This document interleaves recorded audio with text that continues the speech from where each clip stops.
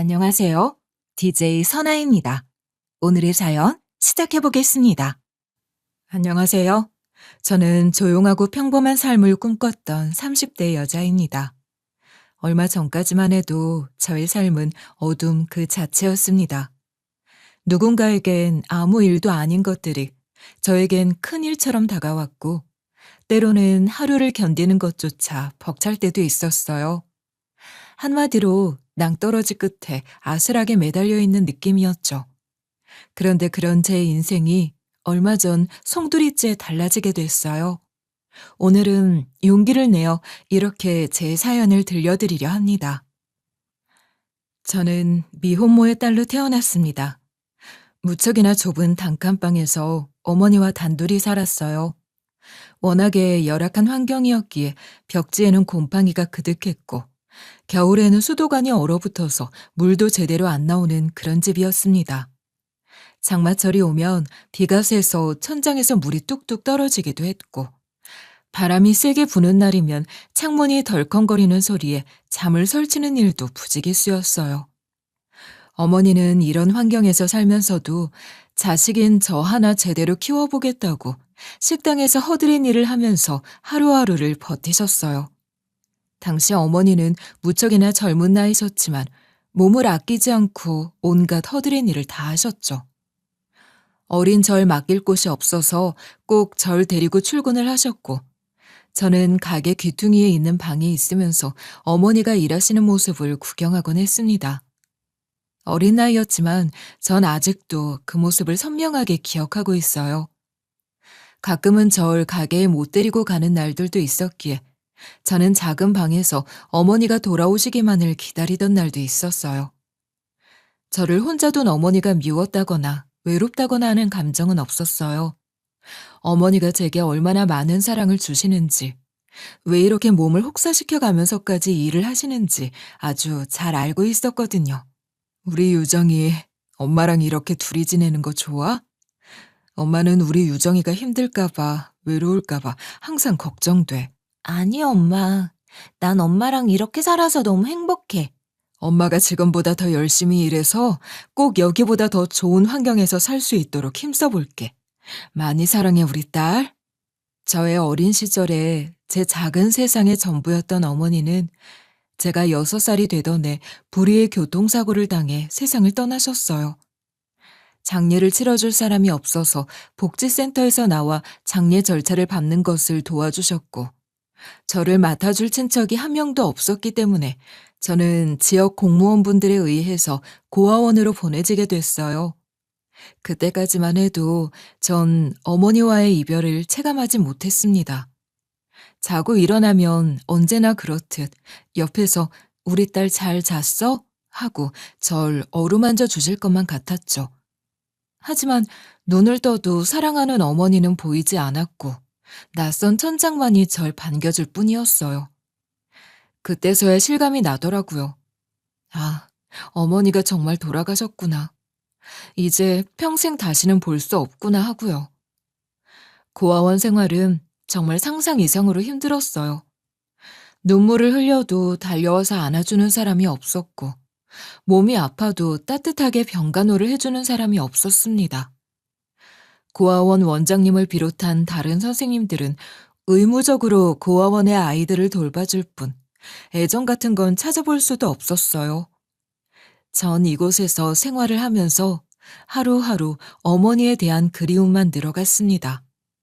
그래서 항상 이불을 뒤집어 쓰고 숨죽여 울곤 했어요. 어머니를 생각하면서 울면 그래도 조금이나마 그리운 감정이 달래지는 것 같았거든요.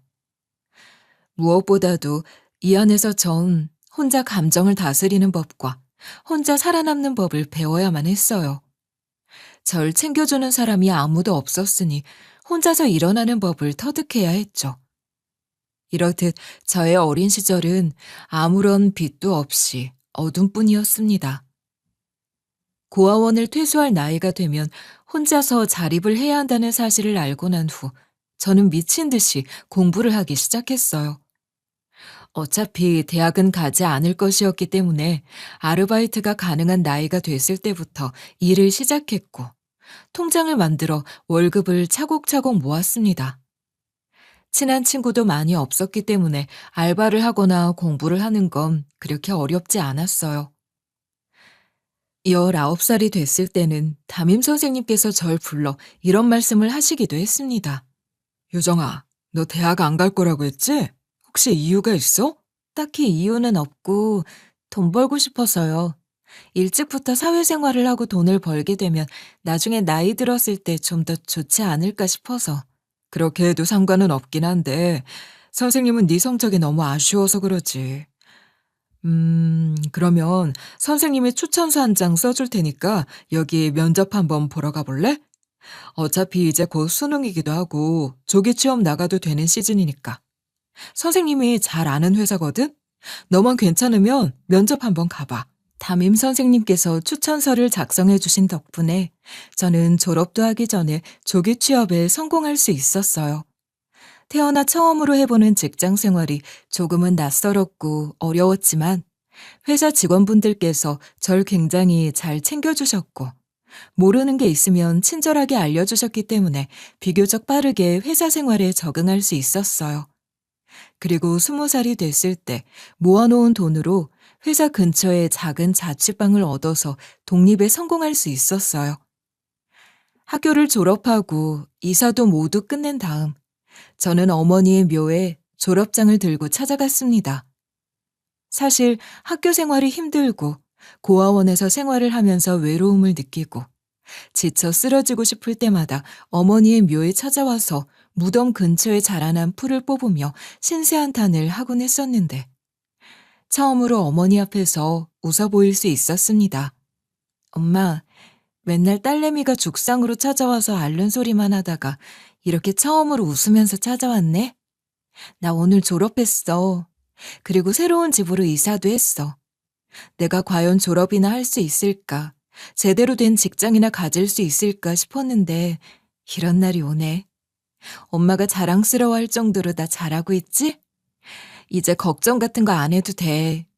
엄마 딸 앞으로 더 잘해낼 거니까. 어린 나이에 시작하게 된 직장 생활은 솔직히 좋기도 했지만 어렵고 힘든 것들도 많았습니다. 하지만 안정적인 직장을 가졌다는 것, 그리고 정기적인 수입이 있다는 것만으로도 제게 큰 힘이 됐어요. 이렇게 경력을 쌓다 보면 나중에는 조금 더 큰 곳으로 갈 수 있지 않을까 하는 생각도 했고요. 이렇게 매일같이 일과 집만 반복하던 저에게 사랑이 찾아온 것은 20대 중후반에 접어들었을 무렵이었어요. 이때 지인을 통해서 남편을 소개받았는데 사실 저는 연애라는 걸 해본 적도 없었고 소개를 받아도 상대방에게 저의 과거를 이야기하면 대부분의 사람들이 도망가기 일쑤였기 때문에 누군가를 만난다는 것에 큰 기대를 하지 않았어요. 그런데 남편은 달랐습니다. 처음 만났는데 상상 이상으로 너무 괜찮은 사람인 거예요. 말도 잘 통하는 데다가 상대방의 말에 귀를 기울여주고 리액션도 참 잘해주고 하지만 대화를 나누면 나눌수록 저와는 참 거리가 먼 사람이라고 생각했어요. 이 사람을 마음에 담는 것 자체가 욕심이다 싶었죠. 저는 온갖 불행한 서사를 가지고 살아온 사람이었으니까요. 그래서 전 용기를 내서 제가 살아온 인생에 대해 솔직하게 털어놨습니다. 음, 제가 소개팅을 할 때마다 상대 남자분께 꼭 이야기를 드리는 게 있어요. 뭔데요? 궁금하다. 바로 제가 어떻게 살아왔는지에 대한 건데요. 이걸 말씀드리면 꼭 100이면 100 도망을 가시더라고요. 전 그쪽이 참 마음에 드는데 그러기 전에 제 이야기를 해야 할 것 같아서요. 그래요? 대체 어떤 과거를 살아왔길래 이야기를 들은 사람들이 도망을 갈까 궁금하네요. 어디 한번 이야기해봐요. 저는 심호흡을 한번 하고 제가 태어나고 자란 환경부터 시작해서 어머니와의 이별, 그리고 고아원에서 자라 19살에 취업을 해서 직장을 가지게 된 것까지 하나도 숨김없이 모든 것을 이야기해줬어요. 제 이야기를 듣는 남편의 표정은 뭔가 애매모호해 보였어요. 게다가 아무런 반응도 하지 않고 제 말에만 집중을 하고 있는 모습에 더욱 긴장이 됐어요. 그리고 마침내 저의 이야기를 끝냈을 때 남편은 절 빤히 쳐다보더니 웃으면서 입을 열었습니다. 에이, 난 또 뭐라고. 뭐 정말 엄청난 과거가 있는 건가? 아니면 신분 세탁이라도 한 건가 싶어서 긴장하고 있었는데. 제 이야기를 다 듣고도 이상하다는 생각이 들지 않아요? 보통 다들 이렇게 이야기하면 자리부터 박차고 일어나던데. 왜 제가 이상하다고 생각을 해야 하죠? 아니, 애초에 이상하다고 생각을 하는 것 자체가 잘못됐다고 생각해요. 그런 건 이상하다가 아니라 대단하다고 말을 해야 하는 거잖아요. 그렇게 자리 박차고 일어나는 사람들이 이상한 거예요. 유정 씨는 정말 치열하게 살아왔네요. 저라면 절대로 그렇게 못했을 거예요. 대단하고 존경스러워요, 진심으로. 저의 손을 꼭 잡아주면서 제가 살아온 삶을 대단하다고 말해줬고, 공감을 해줬고, 또 저의 삶을 자기의 삶처럼 애틋하게 생각해주면서 눈물을 흘려줬어요. 그 모습을 보면서 전 확신을 가지게 됐어요. 이 사람과 연애를 시작하게 된다면 저라는 사람 자체도 달라질 것 같았어요. 분에 넘치는 사람은 아닌가 하는 생각도 계속 들었지만 그런 생각은 하지 않기로 했죠. 그렇게 저는 용기를 내어 첫사랑을 시작했어요. 처음 하는 것이었기에 누군가에게 마음을 주는 것도 서툴렀고 사랑을 받는 것도 서툴렀지만 그래도 서투른 만큼 설레임도 있었어요. 이때까지만 해도 아무것도 알 수 없었습니다. 제 인생이 어떤 방향으로 변하게 될지에 대해서 말이죠. 남편은 제게 참 좋은 사람이 되어줬어요. 다정하고 착하고 어디를 가든 손을 꼭 잡아주고 놓지 않았던 사람이었죠. 말 한마디를 하는 것도 그렇고 행동 하나하나를 하는 것도 늘 조심스러운 사람이었어요. 한 번도 받아보지 못한 사랑을 듬뿍 받다 보니 어느 순간 욕심이라는 것이 생기더라고요. 그냥 이 사람 옆에 오래 있고 싶다. 이 사람이랑 함께 우리의 미래를 함께 그려보고 싶다. 그런 욕심이요. 하지만 저는 주제 파악을 잘하는 사람이었어요. 고아원 출신에 다른 사람들에 비해 학력도 모자란 저였기에 이런 사랑을 받고 사는 것만으로도 충분히 분에 넘친다고 생각하면서 제 마음을 숨기고 살아갔습니다. 남편과 결혼을 꿈꾼다는 것 자체가 분에 넘치는 일이라 생각했거든요. 그런데 남편과 연애를 한 지 딱 5년 차 되던 기념일 날, 남편은 저 모르게 서프라이즈 이벤트를 준비했습니다. 저는 아무것도 모르고 있었는데 대뜸 제게 반지를 건네주면서 고백을 하더군요. 5년 동안 한결같이 내 곁을 지켜준 널 보면서 너랑 같이 미래를 그려나가고 싶다는 생각을 했어. 아직은 많이 부족하고 모자란 나지만 그래도 딱 이거 하나만큼은 약속할게. 널 평생 웃게 해줄 거고 세상에서 제일 행복한 여자로 만들어줄 거야. 나랑 결혼해 줄래? 잠깐만, 이거 언제 다 준비한 거야? 나한테 말도 없이. 난 정말 생각도 안 하고 있었는데. 많이 당황스럽지? 이런 건 원래 서프라이즈로 준비하는 거라고 해서 몰래 준비해봤는데 나름 성공적인 것 같네. 얼떨떨했습니다. 꿈을 꾸고 있는 것 같았어요.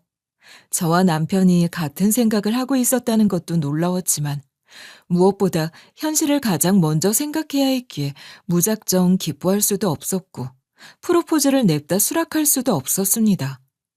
제일 먼저 들었던 생각이 과연 부모님은 허락을 해주실까에 대한 부분이었어요. 당연히 결혼은 둘이서만 하는 게 아니라 부모님의 허락이 필요한 거잖아요. 부모님이 반대를 하신다고 하면 저는 바로 남편을 놓아줄 심산으로 입을 열었습니다. 나 같은 사람이랑 결혼을 한다고 하면 부모님께서 허락을 해주실까? 난 그게 제일 걱정되고 신경 쓰여. 내가 뭐 달리 특별한 직업을 가지고 있는 것도 아니고 그렇다고 돈을 잘 버는 것도 아니고 부모가 있는 것도 아닌데. 그런 걱정은 하지 마. 내가 미리 다 이야기했어. 우리 부모님은 허락해 주셨어. 괜찮으시대. 전부 다 이해해 주시겠다고 하셨으니까 예스, 노. 내 프로포즈에 대한 답만 하면 돼. 남편은 절 안심시키려고 했지만 전 도무지 그 말을 믿을 수 없었어요. 부모도 없고 대학도 안 나온 데다가 고아원에서 자란 며느리를 어떤 시부모님이 좋아하시겠어요? 그래서 우선 남편의 프로포즈를 받아들인 후 만약의 상황을 대비해서 마음을 내려놓고 각오를 하고 처음으로 인사를 드리러 갔습니다. 하지만 예상과는 다르게 인사를 드리러 갔을 때 시부모님께서는 상상도 못할 만큼 따뜻하게 절 맞아주셨어요. 저의 이야기를 다 들으셨다면서 어린 나이에 참 고생이 많았겠다며 절 따뜻하게 안아주시기도 했고, 맛있는 밥도 차려주시고, 이런 모습을 보고 저의 닫혀있던 마음이 조금씩 열릴 수 있었어요. 저의 특수한 상황을 보면 충분히 결혼을 반대하실 수 있는 상황임에도 절 이렇게 잘 보듬어 주셔서 너무 감사하더라고요. 그렇게 저희는 꿈에 그리던 결혼을 하게 되었어요. 저희 부모님이 안 계시다 보니 괜히 가타부타 말이 나올 일이 없게 예식은 생략했고 조용히 웨딩 촬영만 진행했습니다.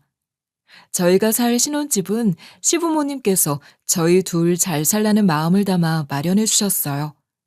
저는 그 따뜻한 마음에 배려에 평생 보답하며 살겠다고 마음먹었어요. 결혼 초반엔 여느 신혼부부들과 다를 바 없이 알콩달콩 깨소금을 볶는 신혼생활을 보냈어요. 남편은 결혼을 하고 난 이후에도 여전히 변함없이 제게 사랑을 퍼다줬고, 저는 온전히 그 사랑을 받음과 동시에 받은 만큼 사랑을 돌려주곤 했어요. 매일 주말마다 마트에서 장을 봐와서 맛있는 음식을 해먹고, 바깥으로 데이트도 가고, 저도 남들처럼 이런 평범한 일상을 보낼 수 있다는 것에 한없이 감사한 마음이 들었어요. 그렇게 주어진 삶에 감사하며 살던 어느 날, 저희에게 또 다른 기적이 일어났어요. 바로 소중한 생명이 찾아온 것이었죠. 저희 두 사람 다 아이를 원하고 있었기 때문에 그 기쁨은 이루 말할 수 없을 정도였어요. 그러니까 지금 이 작은 뱃속에 우리 아이가 들어있다는 거지? 나 진짜 눈물 나려고 해. 너무 행복하다, 정말. 여보, 정말 고마워. 내가 당신 평생 업고 살게. 우리 아기 이름 뭘로 하지? 미리부터 옷이랑 신발 다 사놔야겠지? 아이고, 아직 콩할 만한 점이네요. 성별도 모르는데 너무 급한 거 아니야? 아기 이름도 천천히 생각해보자. 아가, 엄마 뱃속에서 무럭무럭 좋은 것만 보고 듣고 커야 해. 알겠지? 임신 소식을 시부모님께도 전하니 시부모님은 마치 딸이 임신을 한 듯이 눈물까지 흘리며 진심으로 기뻐해 주셨어요. 게다가 나중에 성별 확인이 가능해졌을 즈음 가서 확인을 해보니 시부모님께서 은근히 바라시던 아들이었어요. 이 사실을 말하니 더 좋아하시더라고요. 임신을 하고 나서 입덧 때문에 힘들어할 때도, 입덧이 끝나고 계절에 맞지 않는 음식들을 주구장창 찾아댈 때도, 배가 점점 나와서 거동이 힘들어질 때도 제 옆에 있어줬던 건 바로 어머님이셨어요. 항상 몸 조심해야 한다는 걸 강조하셨고, 제가 먹고 싶어 하는 건 어지간하면 다 만들어주셨죠. 전 어머님의 그 마음이 참 감사했어요. 어머님이 이렇게 잘 챙겨주신 덕분에 아이도 건강하게 출산을 할 수 있었습니다. 둘에서 셋, 이제는 온전히 가정이 꾸려졌으니 저는 앞으로 더 행복해질 수 있을 거라고 믿었어요. 그리고 아이에게는 제가 겪은 고통이나 아픔 같은 건 하나도 주지 않을 것이고 평생 행복만 주겠다고 속으로 다짐을 몇 번이나 했는지 몰라요.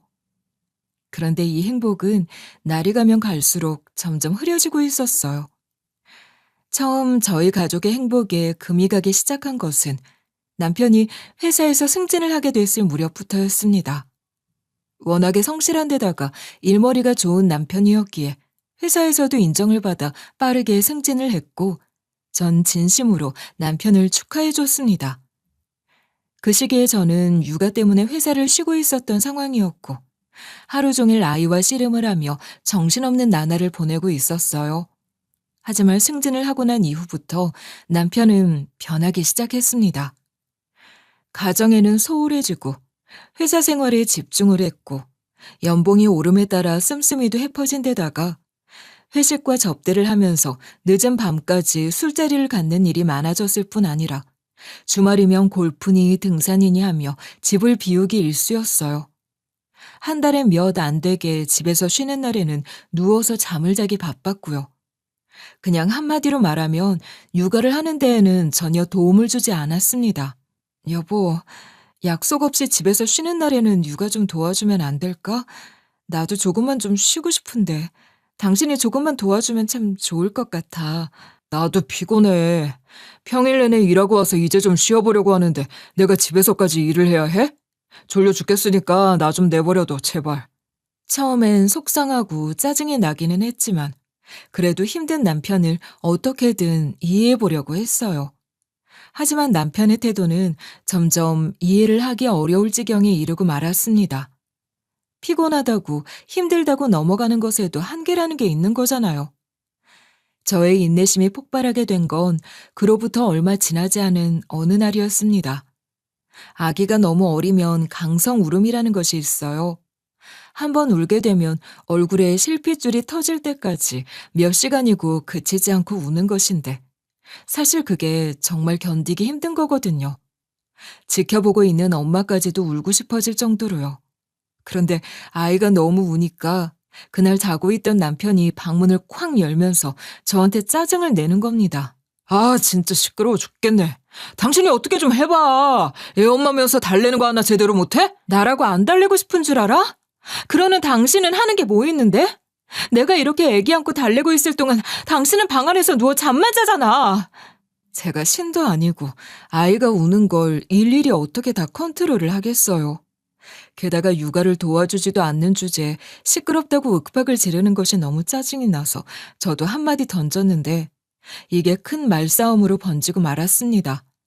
결국 남편은 제 화를 이기지 못하고 집을 나가버리고 말았어요. 이런 일은 하루 이틀을 넘어 거의 매주 남편이 집에 있는 날마다 반복됐습니다. 저는 더 이상 혼자 감당할 수 없겠다고 판단해서 어머니에게 조심스럽게 이야기를 꺼냈어요. 그런데 어머님의 반응은 예상 밖이었습니다. 육아도 하나 제대로 못하면서 서방 내조는 어떻게 하려고 그러니? 본디 주부라면 애도 돌보면서 남편도 떠받들고 살아야 하는 거야.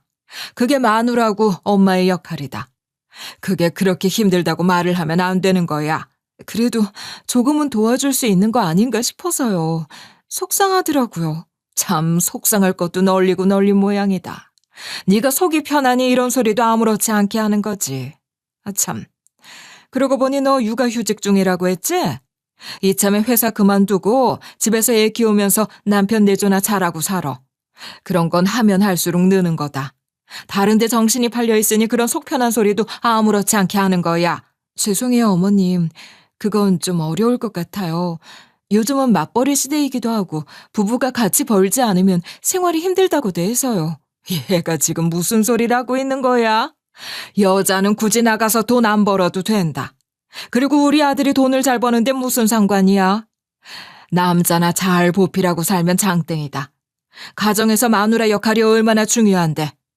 쓸데없는 소리 하지 말고 당장 회사 관둬라. 신혼 때에는 이런 말씀을 아예 하지 않으셨었는데 갑자기 이런 말씀을 하시니 저로서는 당황스럽기 그지없었습니다. 그래도 전 굴하지 않고 회사를 그만둘 생각이 없다는 의지를 다시 한번 말씀드렸어요. 이때부터 미운 털이 제대로 박힌 건지 이전에 다정한 시부모님의 모습은 찾아볼 수 없었고 자연스럽게 남편과의 관계도 틀어지게 됐어요. 그리고 하필 그 시점에서 회사로부터 정리해고 통보를 받았습니다. 회사 재정이 어려워져서 부득이 직원들을 정리하고 있다며 양해를 바란다고 하시더라고요. 아쉬웠지만 어쩔 수 없었습니다. 어려운 회사 사정을 제가 어떻게 할 수 있는 건 아니었으니까요. 그러던 어느 날 저희의 관계에 결정적인 사건이 하나 일어났습니다. 남편이 술을 마시고 거의 동이틀 무렵쯤에 귀가를 한 것이었어요. 하필 그때 아들이 겨우 잠에 들었었는데 남편이 집에 들어오면서 요란한 소리를 내고 들어와 버리는 바람에 잠에서 깨어나 버린 것이었습니다. 당연히 일어난 아이는 빽빽 울어버렸고 제 한계는 극에 달해버리고 말았어요. 제대로 잠도 못 잤지. 아기는 울지. 남편은 술 냄새를 풀풀 풍기면서 들어오지. 저는 결국 큰 소리로 소리를 질러버렸어요. 지금 시간이 몇 시인 줄 알아? 일찍 들어온다며 장난치는 것도 아니고. 조용히 좀 해. 머리 아프니까. 소리 좀 그만 질러. 이렇게 소리를 지른 것부터 시작해서 남편과의 설전이 시작됐어요. 저도 스트레스가 터져버리는 바람에 감정이 격해질 대로 격해졌고 남편도 술에 취한 상태라 격앙된 상태였죠. 그렇게 한참 동안 말다툼을 하던 그 순간 남편이 제게 손을 들었습니다. 처음이었어요. 제 얼굴에 손을 댄 건. 그것도 한 번도 아니고 연속으로 2번이나 손을 대더라고요.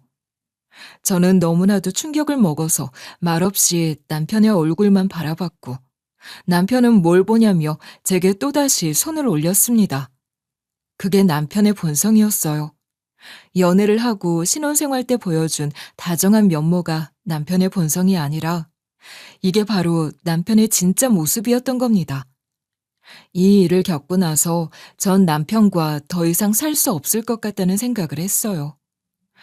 어차피 한 번인데 그냥 실수라고 생각하고 살면 된다는 생각을 하시는 분들도 계시겠지만 전 어떤 상황에서도 사람에게 손을 대면 안 된다고 생각하는 사람이었습니다.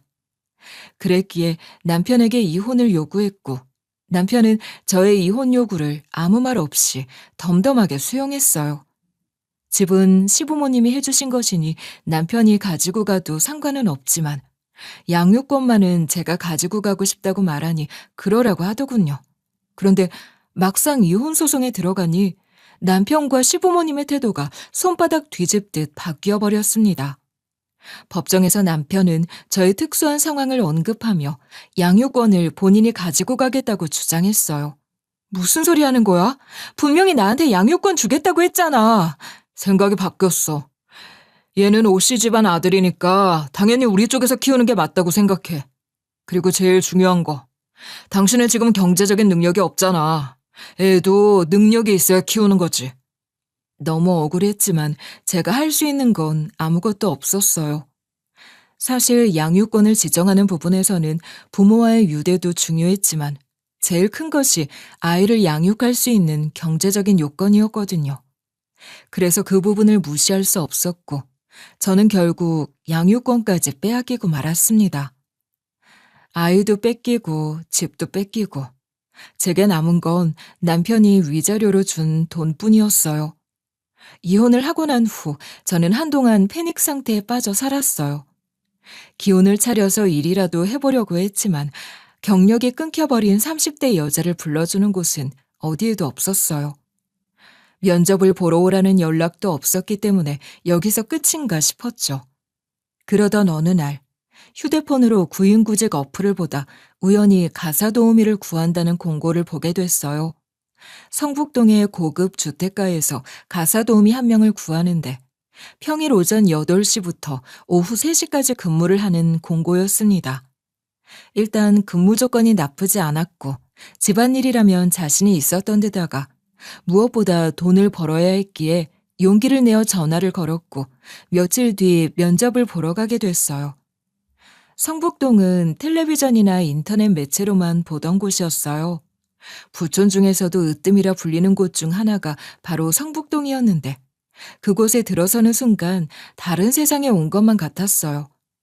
집은 생각보다도 훨씬 더 고급스럽고 크더라고요. 대문부터가 엄청나게 크고 으리으리했으며 초인종을 누르니 안에 일을 하시는 분이 따로 계시더라고요. 그분을 따라 안으로 들어가니 집안은 거의 호텔과 맞먹는 수준이었어요. 그리고 부엌에서 정장을 멋지게 차려입은 여성분과 면접을 보기 시작했습니다. 안녕하세요. 전 윤미경이라고 합니다. 여기 이 주택 주인이신 회장님의 비서실장으로 일하고 있어요. 대부분의 면접은 제가 진행을 하고 있습니다. 먼저 나이가 꽤 젊으신데 가사 도우미 일은 해보셨나요? 아니요. 안 해봤지만 집안일은 누구보다 잘할 자신 있습니다. 저희 회장님은 개인 기업의 명예회장으로 계시는 분인데 최근 들어 건강이 많이 안 좋아지셔서 직접 옆에서 병간호도 하고 살뜰하게 챙겨주실 수 있는 가사 도우미를 구하고 있어요. 일이 쉽지만은 않을 겁니다. 단순히 집안을 관리하고 청소, 설거지, 빨래 등의 잡무만 담당을 하는 것이 아니라 회장님의 병간호와 회장님 개인의 잡무까지 모두 처리하는 일을 맡아야 했어요. 면접은 생각보다 길게 진행됐습니다.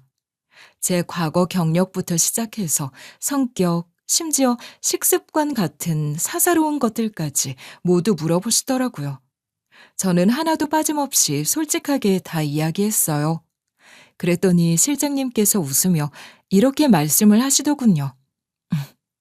지원자가 생각보다 많았지만 그 많은 분들 중에 가장 진정성이 느껴졌어요.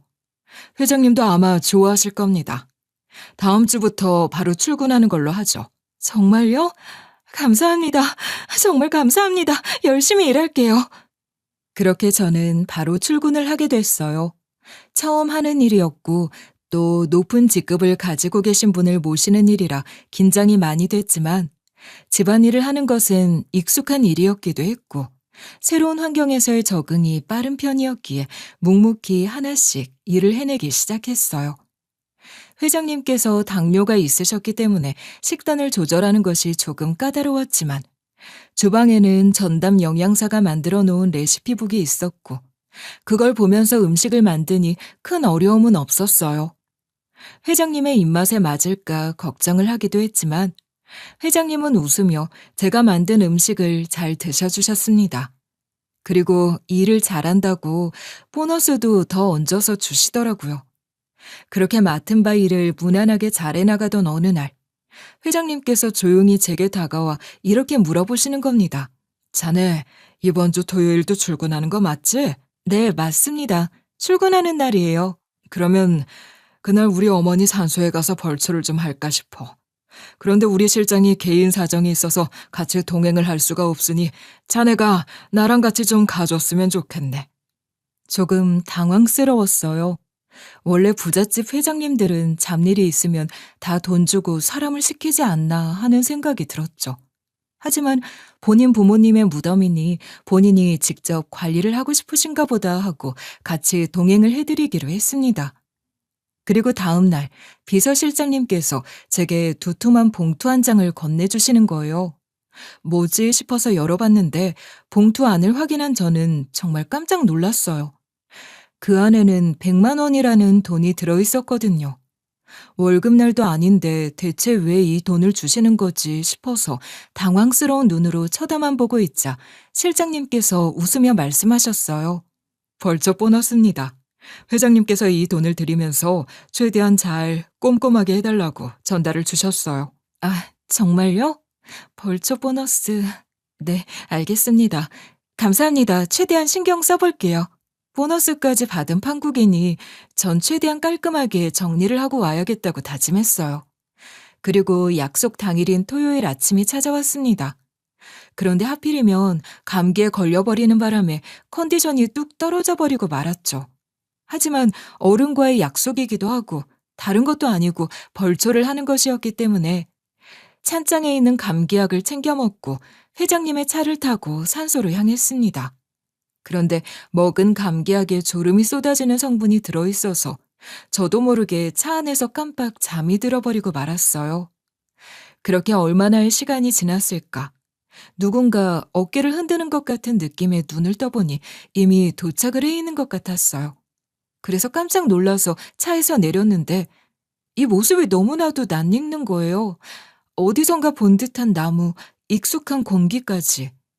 알고 보니 이곳은 저희 어머니가 계시는 선산이었습니다. 처음엔 그냥 엄청난 우연이 겹친 줄로만 알았어요. 어머니가 계시는 곳과 회장님의 어머님이 계시는 곳이 같은 거라고만 생각을 했죠. 그런데 올라가면 올라갈수록 계속 방향이 같아지는 거예요.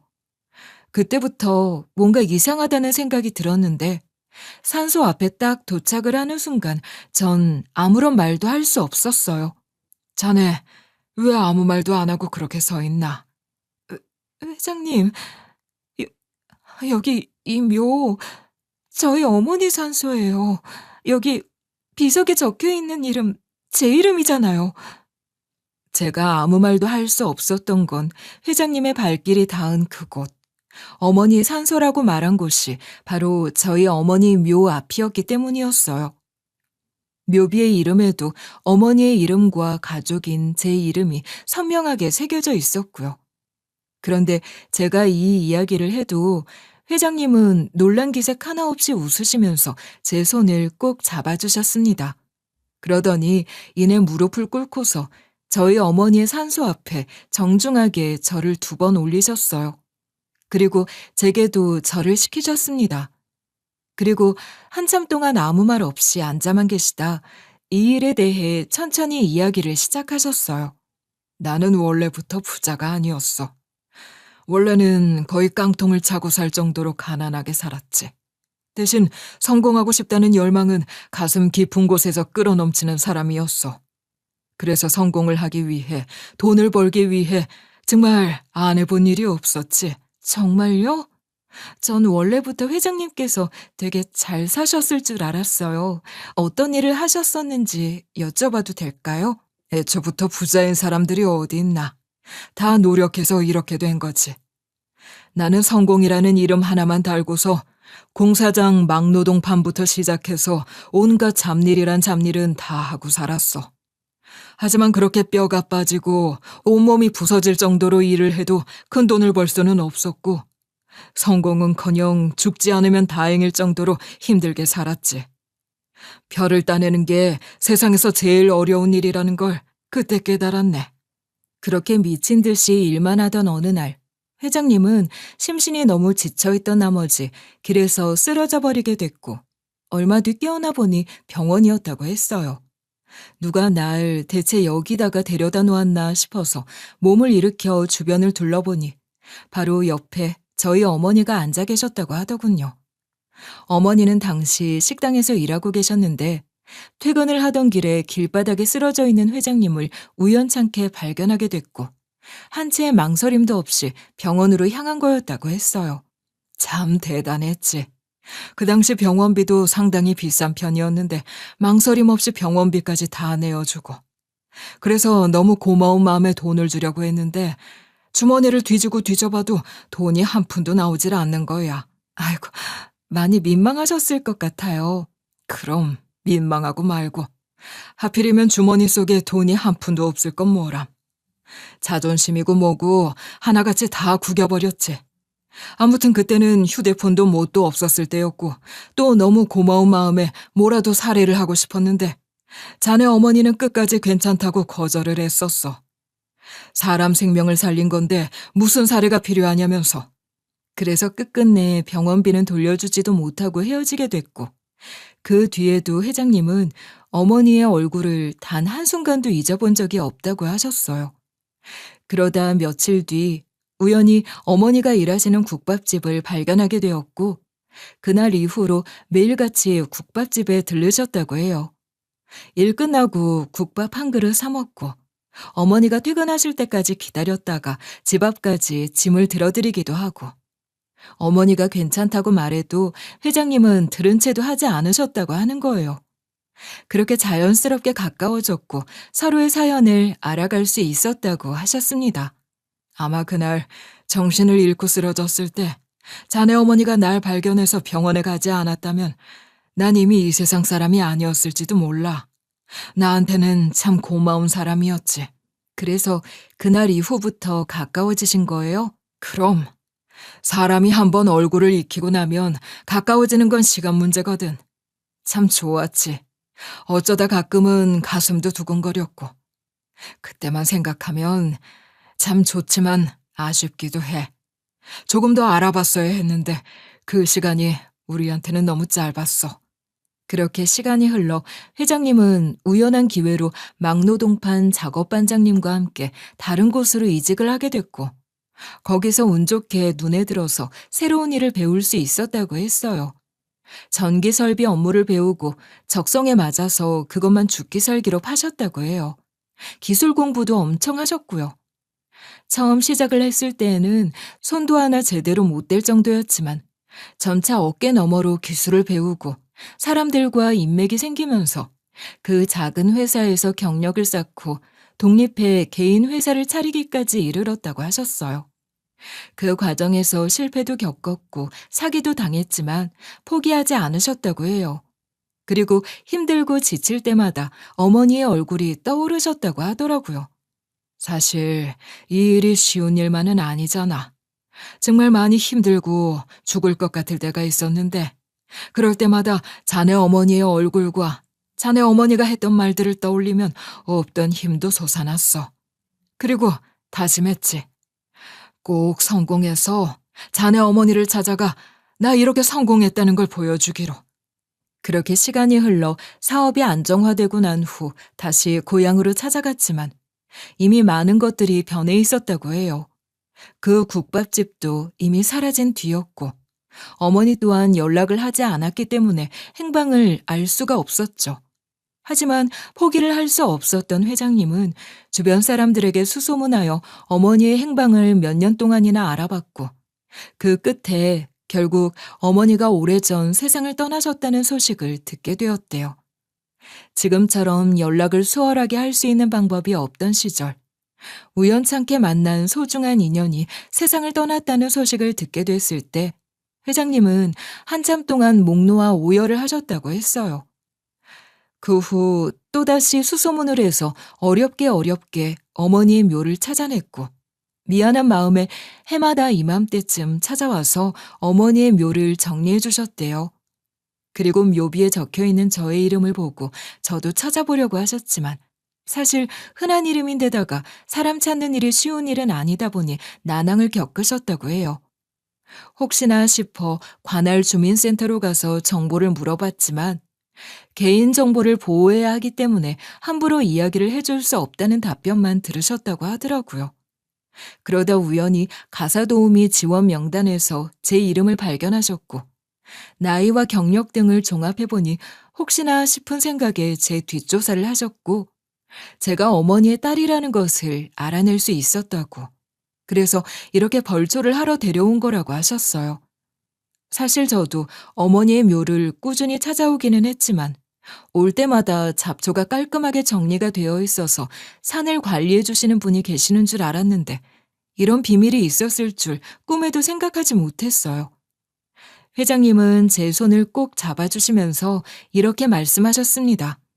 다른 사람은 별거 아니라고 생각할지 몰라도 자네 어머니는 내게 정말 인생 그 누구보다도 소중한 은인이네. 내 평생의 은인이니 그 은인의 딸인 자네에게 내 감사의 표현을 꼭 하고 싶어. 아닙니다, 회장님. 그러지 않으셔도 돼요. 하늘에 계신 저희 어머니도 그런 건 원하지 않으실 거예요. 그리고 절 이렇게 고용해서 써주시는 것만으로도 전 정말 감사한 거려. 회장님은 충분히 은혜 갚으신 거니까 너무 마음 쓰지 않으셔도 됩니다. 전 계속해서 회장님께 좋게 돌려서 거절했지만 회장님은 누구보다 진심이셨고 은혜를 갚겠다는 뜻을 굽히지 않으셨어요. 그래서 저는 한참 동안 곰곰이 생각을 하다가 회장님께 조심스럽게 이혼했다는 이야기와 함께 제 아들에 대한 이야기를 조심스럽게 들려드렸습니다. 그 누구에게도 하지 못했던 이야기를 처음으로 회장님께 해드렸어요. 남편을 만난 것부터 시작해서 아이를 낳고 관계가 틀어지고 양육권을 준다고 했었다가 경제력을 이유로 빼앗긴 것까지 모두 이야기했습니다. 사실 인정은 했지만 어쨌든 속상한 부분도 있었어요. 그래서 그때 당시에 어떻게 할 수 있는 방법이 없나 싶어서 변호사 상담까지 진행을 했었는데 제가 이길 가능성이 낮다고 하시더라고요. 게다가 제가 돈이 없어 보였는지 수임도 안 해주려고 하셨어요. 세상에, 변호사들이 아주 배가 불렀구만 그래. 게다가 남편 쪽에서 꽤 큰 로펌에서 변호인을 고용하는 바람에 재판에서 이길 수밖에 없는 구조를 만들었어요. 저한테 양육비도 줄 필요가 없다면서 평생 살아가는 동안 아이 볼 생각은 하지 말라고 하더라고요. 제가 그 정도로 싫었었나 봐요. 아주 지독스러운 남편과 결혼을 했군. 그런 놈들은 결혼을 하면 안 되는데. 그래서 자네가 원하는 게 아이를 다시 데리고 오는 건가? 맞아요. 저희 아들이 너무 보고 싶어요. 아이랑 헤어진 그 순간부터 지금까지 마음 편하게 잠을 자본 적이 없어요. 왜 그때 적극적으로 나서지 못했는지 후회스럽기도 하고 제주제에 데리고 오는 게 너무 욕심이라면 한 번만이라도 좀 만나보고 싶어요. 잘 지내는지, 밥은 잘 먹는지, 저는 기억을 하고 있는지. 그런 일이 있었으면 진작에 나한테 이야기를 하지 그랬나. 내가 얼마든지 해결해 줄 수 있지. 사람 찾아서 파헤치고 뒷조사를 하는 건 도 같은 사람이니 그 소원 내가 들어주도록 하지. 걱정하지 말게. 무슨 일이 있어도 아들을 다시 데리고 오게 해줄 테니. 다만 나랑 약속 하나 해줄 수 있겠나? 어떤 약속이요? 애 엄마면서 주제니 뭐니 그런 이야기하는 거 듣기 안 좋아. 나중에 자네 아들이 보고 엄마를 뭐라고 생각하겠나? 그러니 그런 생각은 하지 말고 난 충분히 자격이 있는 사람이다. 나는 누구보다 좋은 엄마가 될 수 있는 사람이다. 그렇게 생각하면서 기다리게. 회장님께서는 제 손을 꼭 잡아주시면서 꼭 저의 소원을 들어주시겠다고 약속하셨어요. 그 말을 듣는데 어쩜 그렇게 든든하던지. 말만 번지르르하게 내뱉고 실속은 없는 사람들이랑은 차원이 다른 느낌이었어요. 그래서 저는 아이를 다시 만날 수 있을 거라는 작은 기대와 함께 회장님을 믿고 기다려보기로 했어요. 회장님은 다음 날 바로 회사 법률팀의 믿음직한 변호사님을 소개해 주셨어요. 저는 변호사님과 함께 이혼 당시의 판결문부터 시작해서 하나부터 열까지 다시 꼼꼼하게 검토했고 전 남편이 현재 아이를 어떻게 키우고 있는지 본격적으로 뒷조사를 시작했어요. 알고 보니 저와 이혼을 한 후 전 남편은 젊고 예쁜 여자와 재혼해서 아이까지 낳았고 그것도 모자라서 제 아들은 찬밥 신세로 키우고 있다는 것까지 알게 됐습니다. 재혼녀 사이에 낳은 아들은 금지옥엽 예쁘게 키우는데 저희 아들은 구박대기로 키우고 있었던 것이었죠. 증거도 확실했던 건 변호사님이 전 남편이 살고 있는 아파트의 주민으로 위장해서 같은 엘리베이터를 함께 탄 적이 있었는데 그때 내 식구가 타고 있었고 화목해 보이는 가족 사이에 제 아들만 주눅이 잔뜩 들어있었다는 거예요. 고개도 제대로 들지 못한 채로 축 처져 있었던 데다가 팔과 다리에는 푸르스름한 자국들이 군데군데 보였다고 해요. 제가 본 것만 해도 충분히 다시 양육권을 가지고 올 수 있는 상황이라고 판단이 됐어요. 아이들 키우는 사람들이 그런 식으로 다니고 있다는 게 말이 안 되잖아요. 피가 거꾸로 솟는 것 같아요. 너무 화가 나요. 오씨 가문의 장남이니 대를 이을 거니 뭐니 하면서 데리고 갈 땐 언제고. 그런 식으로. 변호사님, 저 더 이상 못 참아요. 어떻게든 양육권 다시 가지고 와서 아들 제가 키울 수 있게 도와주세요.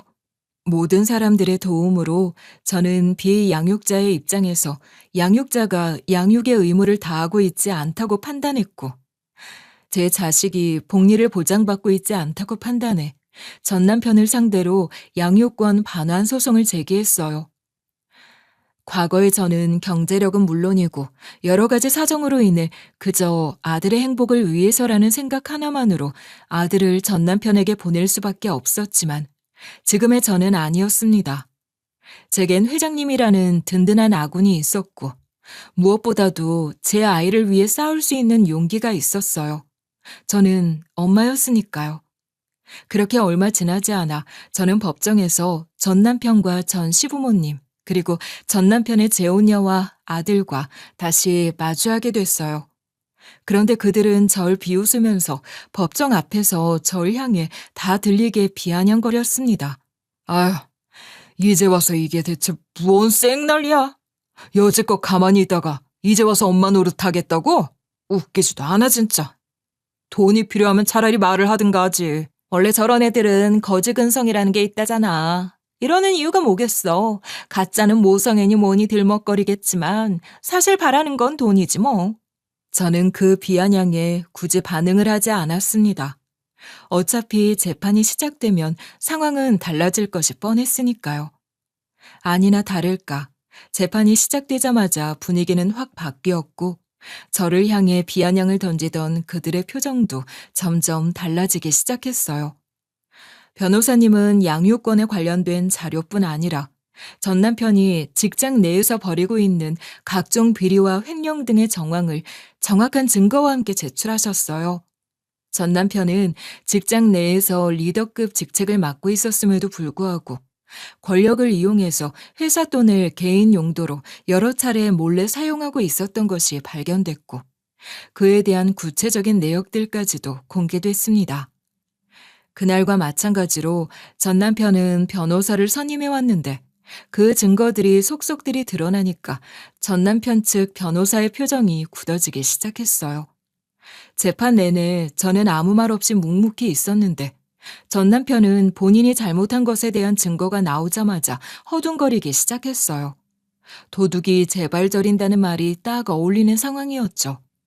재판장님은 이 상황을 더 볼 것도 없다는 듯 전 남편을 향해 질문을 던지셨습니다. 피고, 여기 제시된 이 증거들에 대해 반론할 것이 있습니까? 아니요, 없는 것 같습니다. 뭐라고요? 변호사면 변호사답게 변론이라는 걸 해야 할 거 아니에요. 여기서 인정해버리면 어쩌자는 거예요? 자, 정숙하세요. 여기는 법정입니다. 피고, 그리고 찾아보니 아들의 양육에 쓰이는 돈은 단 한 푼도 없던데 이건 또 어떻게 된 일입니까? 아이고 재판장님, 저희는 여기 불려온 것만도 억울해 죽겠는데 그런 것까지 하나하나 다 보고를 해야 합니까? 저희는 정말 아무런 죄가 없는데요. 이제 와서 아니라고 말한들 저희가 조사를 한 것들이 달라지는 것도 아니었거니와 조작이 아니라는 것도 증명을 확실히 했기 때문에 전 남편이 빠져나갈 구멍 따위는 없었습니다. 재판부는 이 모든 증거들을 종합적으로 검토한 뒤 즉시 전 남편으로부터 양육권을 회수해 저에게 반환하라는 판결을 내렸고 횡령 등의 혐의는 별도로 형사고발하여 수사를 진행하겠다고 하셨어요. 법이 저의 손을 들어준 것이었죠. 그렇게 재판이 마무리된 후 법원 밖을 나서자마자 전 남편과 전 시댁 식구들은 저에게 다가와서 소리를 지르며 입에 담지 못할 말들을 퍼부었어요. 왜 이제 와서 이러느냐? 저 때문에 인생이 망하게 생겼다는 둥. 하지만 전 어떤 말에도 흔들리지 않았고 전 남편을 향해 단호하게 말했어요. 난 당신 인생 망치려고 할 생각 없었어.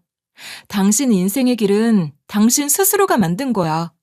쉽게 말해서 제 무덤 제가 판 거라고. 너 내가 꼴도 보기 싫어서 양육비도 주지 말라고 말한 건데 이제 와서 대체 왜 이러는 거야? 대체 뭘 바라는 건데? 돈? 아니면 이렇게 해서라도 내 얼굴 한 번 더 보고 싶었던 거야? 정신 빠진 소리 하고 있네. 내가 당신을 대체 왜 보고 싶어 하겠어? 미친 소리 그만하고 앞으로 당신이 저지른 죄에 대해 달게 벌이나 받아. 그 이후 전 남편이 저지른 짓에 대해 정식으로 고소를 진행했고 전 남편은 자신이 지은 죄에 대한 대가를 확실히 치룰 수 있었습니다. 회사에서도 당연히 해고 처리가 이루어졌고 각종 혐의가 인정되어 집행유예형을 받게 됐어요. 전 시댁 식구들은 이제야 상황을 파악한 건지 제게 바리바리 전화를 걸어왔지만 저는 단호하게 한 번만 더 연락을 하면 경찰에 신고를 해버리겠다고 말하고 전화를 끊어버렸습니다. 전 남편 놈 옆에 착 달라붙어 있던 재혼녀는 뭐 더 빼먹을 것이 없다고 생각을 한 건지 아이를 데리고 도망을 갔다고 하더라고요. 속으로 참 고소하다, 인과응보라는 생각밖에는 들지 않았어요. 그렇게 저는 다시 엄마라는 이름으로 살아갈 수 있게 되었어요. 아들은 한동안 저랑 떨어져 있었기 때문에 처음엔 조금 낯설어 했지만 시간이 지나니 마음을 열어 자연스럽게 엄마라고 부르며 제 품에 안기곤 했어요. 그리고 회장님께서는 저와 아이가 마음 놓고 살아갈 수 있도록 작은 빌라 한 채를 마련해 주셨어요. 회장님, 이러지 않으셔도 괜찮아요. 저희는 이미 너무 큰 선물을 받았는걸요. 이것까지 해줘야 지난날 자네 어머니에게 받은 은혜를 갚을 수 있을 것 같아서 그러는 거야. 그리고 비싼 것도 아니니 부담 없이 받아주면 참 고마울 것 같네. 저는 결국 회장님의 선물을 받기로 했습니다. 그리고 지금은 회장님과 자주 연락하며 가족처럼 가까운 관계로 지내고 있어요. 회장님께서는 제 아들을 손자처럼 아껴주시고 계시고 저희는 해마다 어머니 묘소에 함께 찾아가 성묘를 하고 근처에 자라난 풀도 뽑으면서 좋은 시간을 보내고 있습니다. 이 일을 통해서 저는 사람의 인연이라는 것이 때로는 삶의 방향을 완전히 바꿀 수도 있다는 걸 마음 깊이 깨달을 수 있었어요. 예전에 제 인생은 그저 흑백으로만 가득 찼다면 지금은 알록달록한 색들이 덧입혀지는 중이랍니다. 그리고 그 색들은 희망이라는 이름으로 제 삶을 천천히 물들이고 있어요. 앞으로 더 행복해지도록 노력해 보겠습니다. 제 이야기를 끝까지 들어주셔서 감사합니다.